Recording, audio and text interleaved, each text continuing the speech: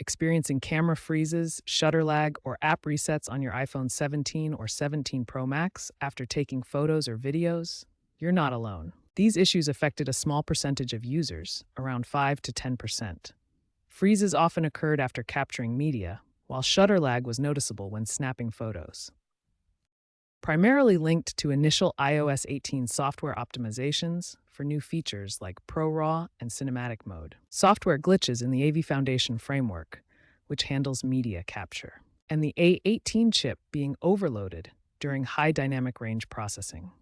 The good news is these were software-related, not hardware faults, making them fixable through updates and user actions. Apple addressed these camera problems through iOS 18.1 and 18.3 updates. First, ensure your iPhone is updated to the latest iOS version by going to Settings General, Software Update. If problems persist, try a force restart by holding the power and volume buttons simultaneously.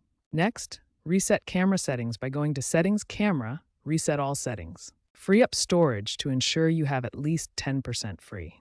These actions have resolved the issues for most users.